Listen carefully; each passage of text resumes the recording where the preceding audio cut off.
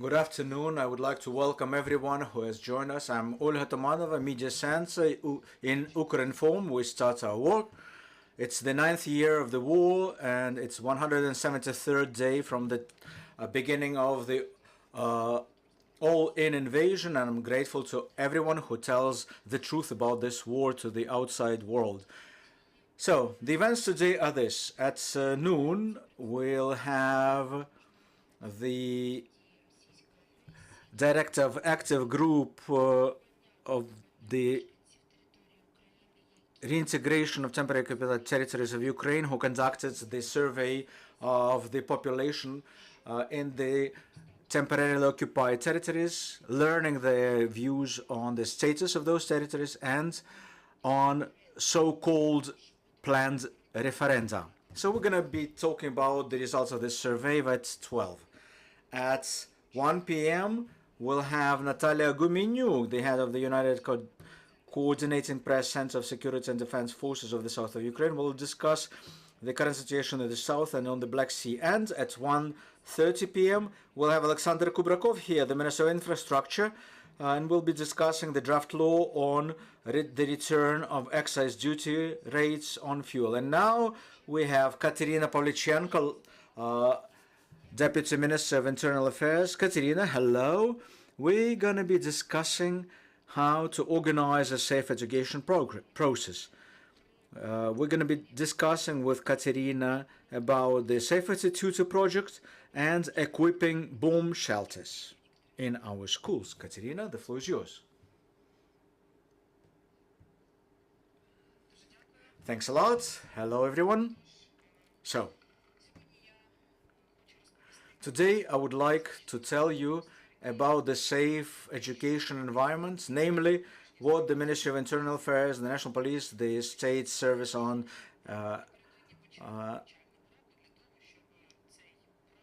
are doing prior to the beginning of the school year to make this whole learning environment truly safe.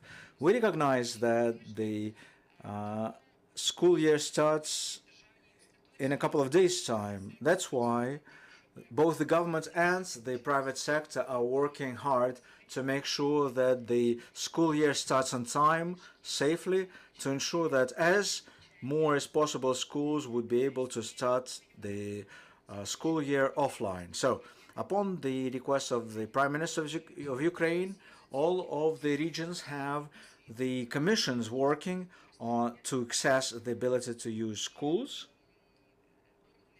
for that purpose.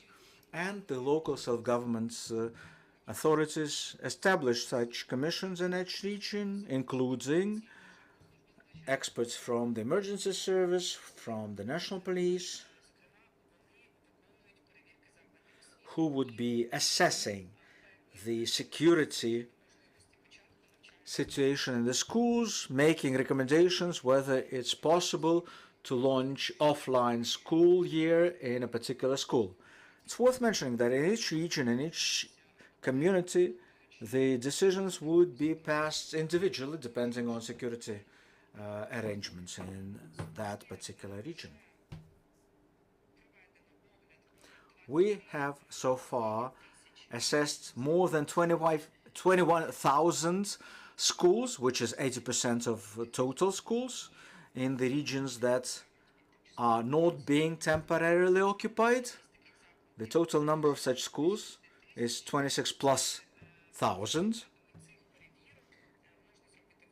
The results of this assessment shows that in preparation for the offline school year, about 40% of schools are ready for that. But let me reiterate, based on the current security situation, local authorities will be passing individual decisions whether it's possible to launch school year in the schools in their respective community. The Ministry of Internal Affairs, along with the Ministry of Education and the Emergency Service, are introducing so-called safety classes aimed at teaching security arrangements to pupils. Currently, across Ukraine, we have about 70 such classes established, and 48 of those classes are being located in schools. Another component of creating safe school environment is what the Ministry of Internal Affairs initiated, namely the project which is called Safety Tutor project, and 17 communities so far have already launched the trainer project for those tutors. Those classes would last for 2 weeks, and successful graduates would be allowed to perform the functions of safety tutors. The goal and the task of this project is to build a communications platform between the local self-government bodies, territorial units of national police, and emergency service on the one hand, and the community of pupils and their parents on the other side. During this project, the safety tutors would be exposed to learning of main safety guidelines, something they should learn and remember at all the times. They will be exposed not only to theoretical but also to practical classes. Police officers, emergency service officers, and the Science and Education Ministry officials would be involved in sharing with those safety tutors all the highlights how to create proper safe school environment. We have only launched this project quite recently. It will scale up, of course, and will become nationwide. More and more communities would be involved in the project. So far, 16 communities from 9 regions have been exposed to this project. 17 candidates have started their training. They will be working in 49 schools, covering 15,000 pupils. Thank you, Kateryna. Let's talk about the bomb shelters some more. How to equip them. I believe only those schools that have such bomb shelters equipped will be offered the offline involvement. So who would be assessing the readiness of those bomb shelters to protect the kids in time of air raid alarms? The National Police and the Ministry of Internal Affairs has been assessing such bomb shelters. Like I said, the safety commissions are focusing namely on the safety arrangements and equipment of such bomb shelters. And let me stress out once again, each particular region or community will pass their own unique individual decision based on their own unique safety situation, of course based on the guidelines and recommendations provided by the experts from the emergency service. Colleagues, your questions please. Use the mic and introduce yourselves. I wanted to see if you could give me a sense of how many schools you think will open in person. You said 40% are ready to go online, offline, but how many will go in person, and how many of those are in areas that were, subject to strife? We visited a school in Irpin last week that is in the process of being rebuilt. There's quite a lot of work yet to be done.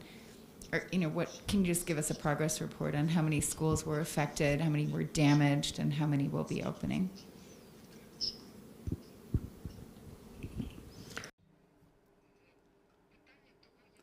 The question about which schools would be opened and in which regions would depend on the safety situation in the region. For instance, we clearly recognize that those territories which are currently being mostly exposed to shelling would most likely not a single school would be open there offline, even if they have all the properly equipped bomb shelters. So right now it's tough for me to respond to you off the top of my head, but currently the Ministry of Internal Affairs, the Ministry of Education are doing everything they could to create such safe environment. Even the projects I mentioned today, like the Safety Tutor project, which we launched today and will scale it up, this is just a complementary tool in each locale or region. So that's our attempt to create the safe environment, focusing on security arrangements. But it's only a complementary tool to the decision made by the safety experts. But let me tell you this much. The situation evolves quite dynamically. Some of the regions are being shelled more frequently than others. Well, shellings from Russia. So in each individual case, the decision will be passed individually. Vladislav Olbuch, Ukrinform. On this Safety Tutor project, will you stick to a pilot, couple of dozen schools, couple of dozen tutors, or how fast will you be able to scale up? And what will be the functionality of those tutors? Will they be working with the teachers, pupils, both? I can only hope. Well, actually, I'm convinced that this project would become part and parcel of a bigger project, Safe Country, which is being currently drafted by our Ministry of Internal Affairs. For the time being, it's a pilot project, and we clearly recognize and acknowledge that those who are ready to be involved with this Safety Tutor project, yeah, you're right, it's still a pilot, but we'll improve on it and scale it up. But this project is not aimed at the upcoming 2 weeks, no. This is train-the-trainer effort. So as soon as those trained safety tutors would go to their respective regions, they would work there with local police officers and emergency service authorities to learn more tricks and skills, how to identify danger situations and how to deal with resolving them. So it's all about protecting the civilians, as well as how to counter bullying in schools, and a number of other issues, all related to safety, health, and the pupils. So the safety tutors will have to identify the additional safety training needs, thus helping to pass timely decisions how to streamline and improve the safety arrangements in a particular school. Let me clarify my question then. Will this tutor be working with pupils directly and training our kids, or only working with the school administrations? Well, mostly such tutors would be working with school administrators, but also with the pupils, but not independently, in the presence of the school teachers. Do I understand correctly that those school teachers will then help to follow up on the algorithm of safety arrangements shared by those safety tutors? Exactly. Such safety tutors are being trained on those safety algorithms. We have come up with so-called school safety passport, which covers all the main areas that a safety tutor should tick all the boxes, so he or she would have to follow up on this checklist. Thanks a lot. That was Kateryna Pavlichenko, Deputy Minister of Internal Affairs. Thanks a lot for joining us. Colleagues, let me remind you, our next briefing will be at noon. Stay with us.